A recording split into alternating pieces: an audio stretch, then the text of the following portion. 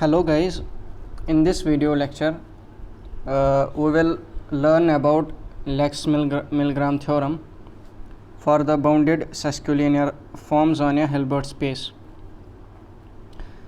which is beta coercive as well. As in the previous lecture of representation of the bounded functionals on a Hilbert space, we showed that every bounded linear functional can be represented in terms of inner product. This is kind of generalization to that fact which is written on your screen, which states that simply if we have a Hilbert space H and a bounded sesquilinear form from H cross H into the underlying field which is beta coercive as well, that is, it is bounded below that phi of x comma x is greater or equal to beta times norm of x square, which is bounded below. Then there exists a unique linear operator, bounded linear operator, from the collection of bounded linear operators from the Hilbert space into itself, such that phi of x comma sy is represented in terms of the inner product. It also states that S inverse exists as well as S is bounded with the same beta which we used in the beta coerciveness of the bounded sesquilinear form, as well as S inverse is also bounded with the same constant by which phi is bounded. But this theorem requires some prerequisites. I assume that you have gone through the Rie's representation of the bounded linear functionals as well as Rie's representation for the bounded sesquilinear form. That is the Rie's representation for bounded sesquilinear form on Hilbert spaces. So let me first describe some terms used in this statement, then we will proceed. First, we assume that our bounded sesquilinear, that the sesquilinear form is bounded. That is, phi from H cross H into K is sesquilinear as well as it is bounded. That is, phi of x comma y mod is less or equal to alpha times norm of x norm of y, which is the definition of the boundedness, where alpha is some positive constant, finite positive constant. Also, we are assuming that this bounded sesquilinear form is beta coercive, that is, phi of x comma x is bounded.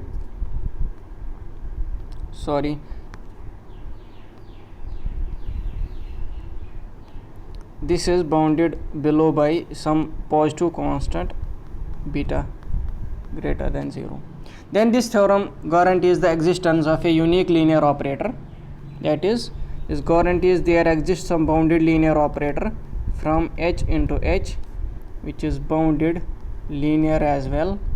Also, this is its inverse also exists, that is, this is 1 1 on 2, and it is also unique.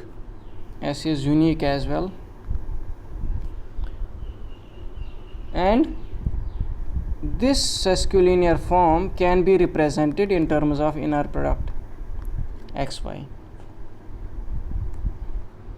and also our S is bounded by the same, its norm is bounded by the same beta 1 over beta, and S inverse is bounded by the alpha.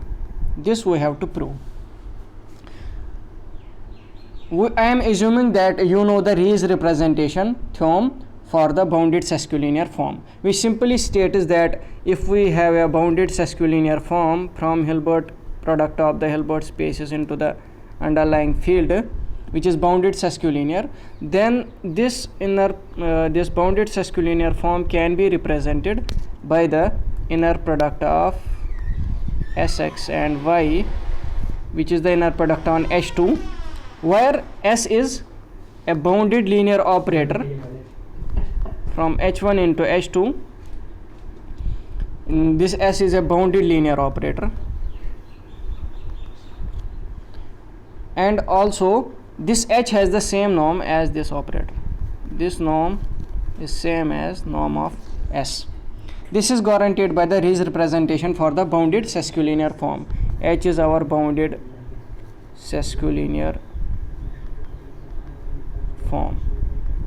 If you have studied this representation, kindly go through it and revise it, then see this video lecture. So I am assuming that you have gone through this representation. Since we are assuming in our hypothesis that our phi, that is phi of H cross H into K, this is bounded sesquilinear form, therefore by Rees representation we can represent this phi by inner product of Ax comma y, which is inner product on the Hilbert space H, where A is bounded linear operator from H into itself. This is guaranteed by the Rees representation theorem, because we are assuming that our sesquilinear form is bounded. There exists a linear operator A which is from H to itself. Now we will show that this A is 1 1 and on to. Now we will show that this is 1 1 and on to. Then we will show how there exists a linear operator such that our claim holds. First we will show that this A is 1 1 and this is on to as well. A is 1 1. First claim is that A is 1 1. I know I am assuming that you know the definition of one oneness and how we prove one oneness of a linear operator. We will simply assume some element in the kernel of, we will assume some non-zero element in the kernel of A, then we will show that this is 0. This vector is only a 0 vector, which will show that our operator, linear operator, is 1 1. Therefore I am assuming some non-zero vector in our kernel. Therefore for this vector we know beta of x square is simply phi of x comma x greater or equal to, which is the very definition of the beta coerciveness of the bounded linear functional phi. Let me represent this by mod.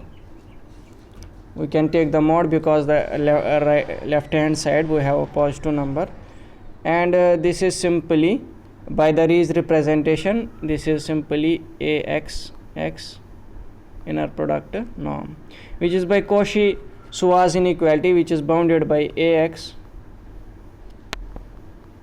x, and since x is non-zero we have beta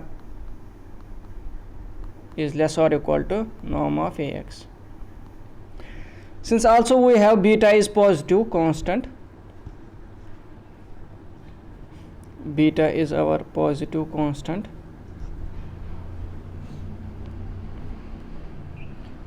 therefore if x belongs to the kernel of A, that is if we have Ax is 0, which is the very definition of the kernel, that is A maps the non-zero vector x into the 0 of the Hilbert space, then its norm will be simply 0. If Ax is 0, then norm of Ax will be 0, norm of 0 vector, which is simply 0. And from this inequality we get beta times norm of x will be less or equal to 0. But you know that norm of a vector is always a positive quantity or non-negative quantity. Also we have beta is greater than 0. Let me represent it here. Beta of, we get beta of norm of x is less or equal to 0. Also we have norm of x should be greater or equal to 0, and beta is a positive constant. It is not 0. Therefore these inequalities imply that norm of x should be 0. And also you have the property of norm of, which implies that x should be a 0 vector. which is contradiction to the fact that our x was non-zero vector, which implies kernel of A is simply 0 of the Hilbert space, which implies A is our 1 1. A is 1 1. Now we will prove that it is onto as well. That is, we will prove A is onto. That is, we will prove that a range of A is whole of Hilbert space H. I am assuming that you know the range of A is a linear subspace of a vector space. That is, if we are linear operator from some x into y, then the range of T is subspace of y as well. Therefore, range of A is also here. Range of A is subspace of H as well. Now first we will prove that this range is a closed subspace. Range of A is a closed subspace of H. Then we will further proceed and show that A is onto as well. First we will prove that range of A is a closed subspace of H.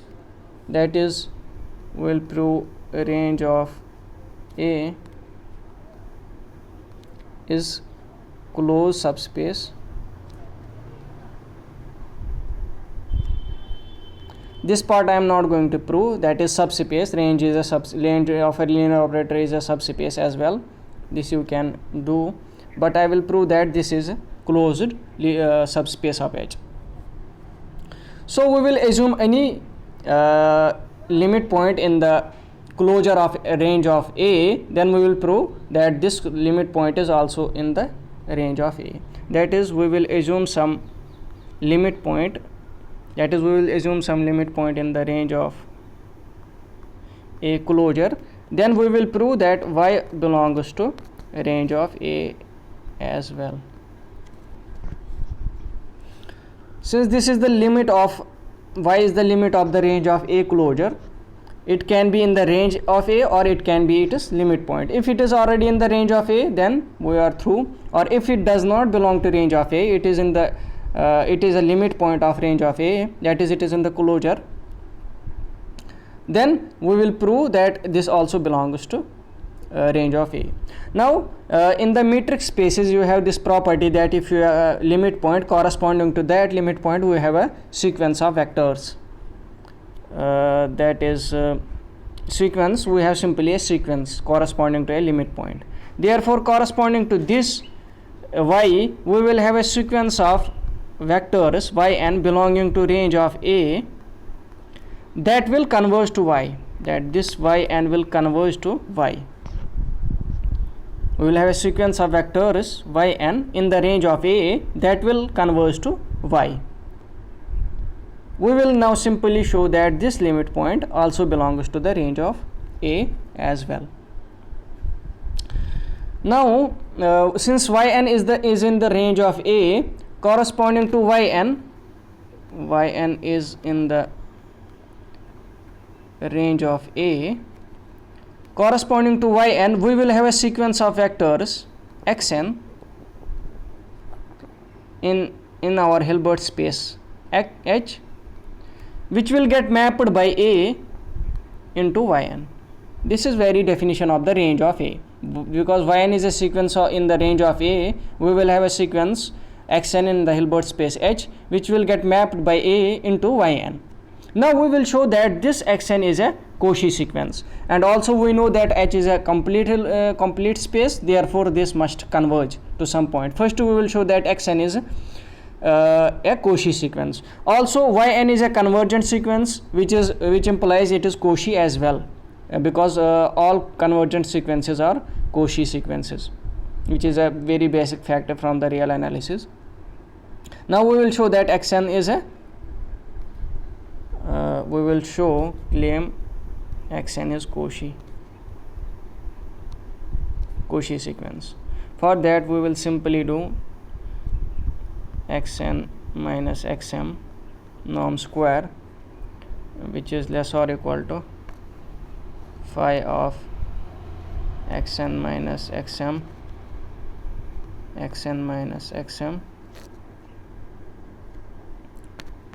mod, which is by very definition, which is A of xn minus xm, xn minus xm, its inner product mod, which by Cauchy's which is simply, let me first write its value. Axn is simply yn and Axm is simply ym, because these vectors get mapped to corresponding sequence in the range space. Xn minus xm, which by Cauchy-Schwarz inequality is less or equal to norm of yn minus ym norm of xn minus xm. Now we can simply cancel one term. Let me write it here. Beta of xn minus xm square is less or equal to yn minus ym xn minus xm. Now this and this will go. Beta of xn minus xm is simply less or equal to norm of yn minus ym. Since we already know that yn is a Cauchy sequence, that is yn converges to y, therefore this term will go to 0 as nm goes to infinity.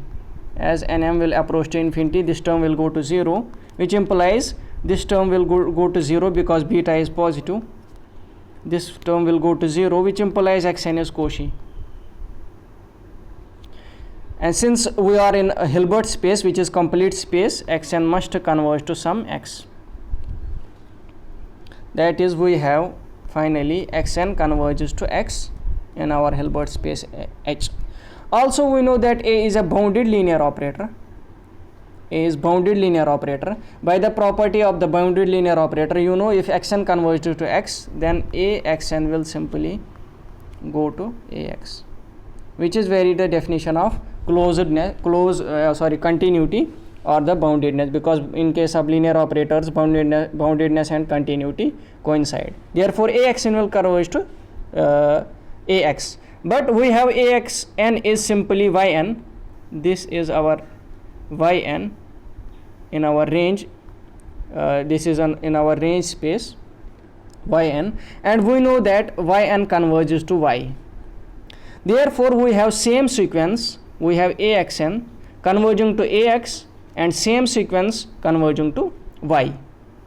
And you also know in the metric spaces or in general Hausdorff topological spaces, the limits of the sequences are unique. Limits of the sequences are unique. Therefore Axn, which is same as yn, which converges to y, which also converges to Ax. Therefore these two limits must be same, that is Ax must be equal to y, because these are the limits of the same sequence, which by very definition, which implies that y belongs to range of A by definition, because there is some vector x in H such that Ax is y, which implies y is in our range space A, which implies that range is closed.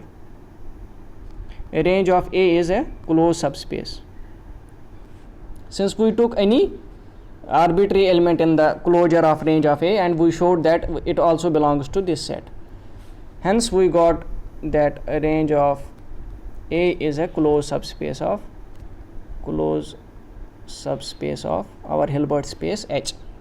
Now we will show that this range of A is whole of H. Range of A is whole of H, which will prove our claim that A is onto. Already we proved A is 1 1. Now we will prove that this is onto as well. Suppose this range of A is not equal to whole of H. Suppose range of A is not equal to whole of H. Now we know that range of A is a closed subspace. By the decomposition theorem on the Hilbert spaces, we can simply decompose H into the direct sum of range of A plus range of A perpendicular, which is the orthogonal complement of the range of A. If range of A is not whole of H, we can simply decompose, because this is a closed subspace, We already proved that this is a closed subspace of H. Therefore, by the decomposition theorem on the Hilbert spaces, we can simply decompose H into the range of A in direct sum with the range of A perpendicular, which simply implies that there exists some non-zero vector, some Z non-zero vector in the range of A perpendicular. There exists some at least one non-zero vector, because range of A is not whole of H. There must exist some non-zero vector in range of A perpendicular. Now, by the property of orthogonality, because these are the orthogonal complements to each other, so we will have that inner product of y comma z will be 0 for all y in the range of A. This is by very definition, that the inner product of y and z will be 0 as z belongs to the range of A perpendicular. Now, by very definition, since y is in the range of A, there will exist some x in H. We will have inner product of Ax comma z will be 0.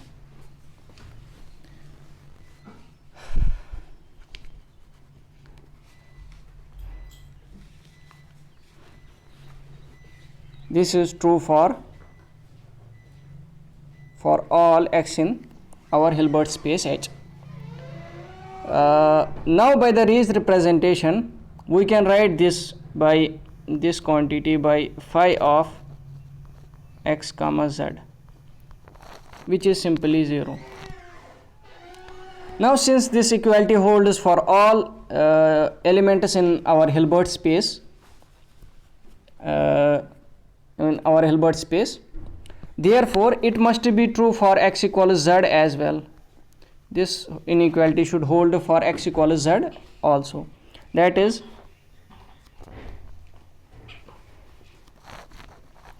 phi of z comma z will be 0. This is simply by properties. First, we assumed some non-zero vector in our range A perpendicular, that is z.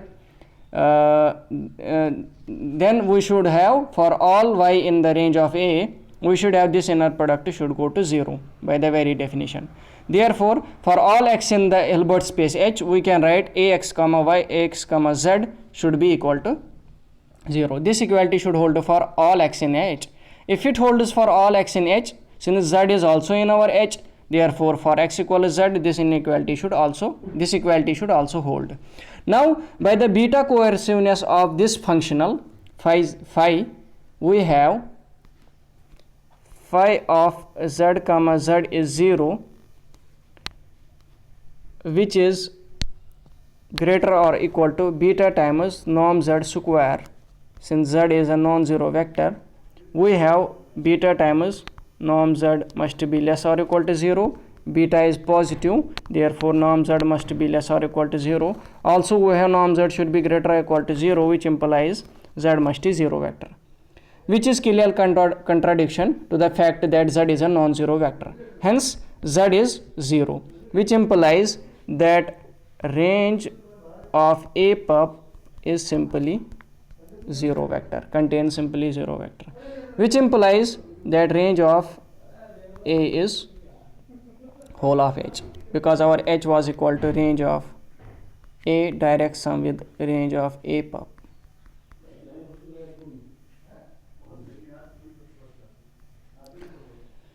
Hence, our A becomes 1 1. We proved that it is bounded linear operator on Hilbert space H, which is 1 1 onto as well, Now, we will show the existence of a unique linear operator S, which we claimed in our Lex-Milgram theorem. Then we will also show that it can be represented in terms of the inner product. Now, since this is a bounded linear operator, as you might have also studied the Hilbert adjoint operator. If we have a linear operator from Hilbert space to, although it can be H1 and H2, I am simply revising you this fact or reminding you. Then there exists this operator from H to H, which is known as the Hilbert adjoint operator associated to this bounded linear operator, such that this equality should hold for all x, y in our Hilbert space H. This equality should hold. This is known as the Hilbert adjoint operator. Also, here we have a bounded linear operator which is 1 1 as well as onto, which is 1 1 onto. Therefore, corresponding to A, we have its bounded its Hilbert adjoint operator, which is A star. Corresponding to this operator, we have A star, which is the Hilbert adjoint operator of A. Now we have to construct S over S such that our property holds. That is, we have to show phi of x comma sy should be same as inner product of x comma y. Also, we have to show that S is bounded, S inverse exists, which is also bounded. Now we will simply, since its existence is guaranteed by the Hilbert adjointness of a linear bounded operator, which you can study, or you might have studied this Hilbert adjoint operator. So we will simply define our S to be A inverse star. Since our A was 1 1 and onto, therefore its inverse also exists. And therefore which we will show that this is bounded linear operator as well. We will also show that A inverse is also a bounded linear operator. Otherwise we can't have this its adjoint, that is A inverse adjoint. We can't define S. We will show nearly in this video that this A inverse also, it is also bounded, and we will define S inverse by simply A adjoint. So these two facts you remember. We have to prove that A inverse is also bounded, because we know that corresponding to a bounded linear operator, its inverse might not be bounded. But we have to show that A inverse is bounded as well. So let us show first that A inverse is bounded.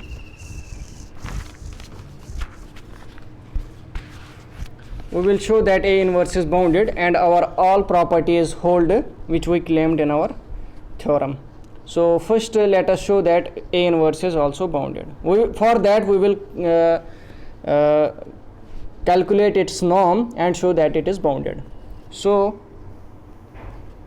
let us calculate this quantity, which is simply phi of A inverse x mod, which is less or equal to, by the varies representation, A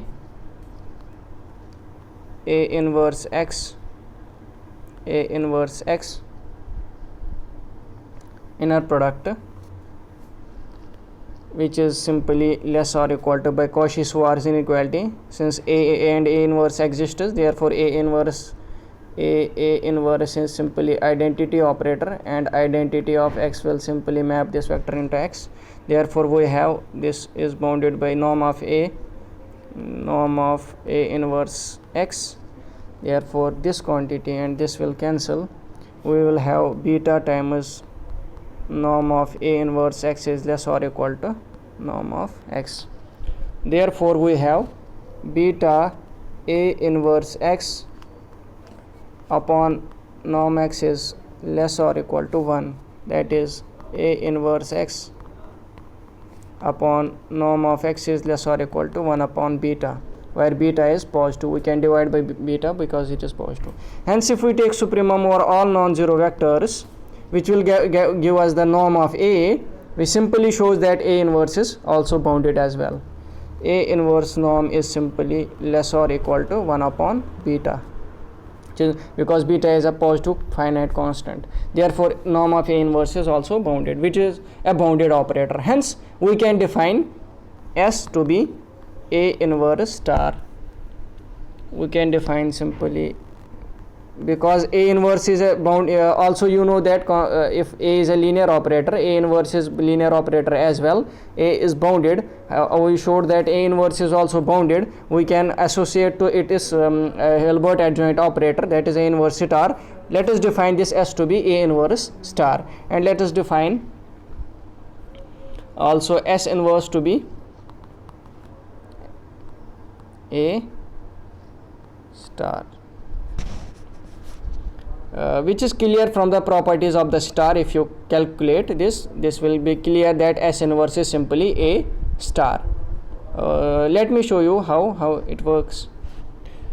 A inverse will simply be identity operator, and if we take its conjugate, that is adjoint, and you all know that adjoint of the identity operator is simply identity operator, and by the properties of the adjoint operators, that is ST star is simply T star S star, which will be simply A inverse star A star,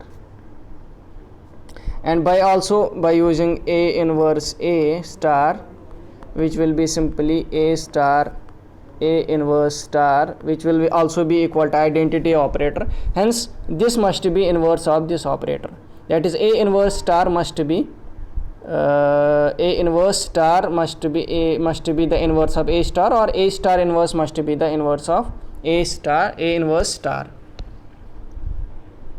Therefore, our operators are well defined, that is S is our A inverse star, which is well defined. Also, S inverse is A star, which is well defined as well. You must go through the properties of the adjoint operator. These are the simple facts. Now we have to show that the norm of S is less or equal to 1 over beta. Also, norm of S inverse is less or equal to alpha. We have to show these two properties. So let us show. Norm of S will be simply A inverse star norm, and by the property of the Hilbert adjoint operator, you know that the norm of T star is same as norm of T.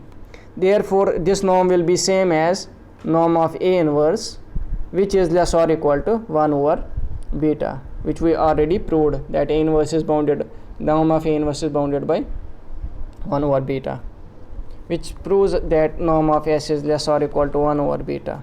Now we have to prove that norm of S inverse is bounded by the same constant which was bounded by the our bounded sesquilinear form was bounded by a constant alpha. We have to show that S inverse is also bounded by the norm of S inverse is also bounded by alpha.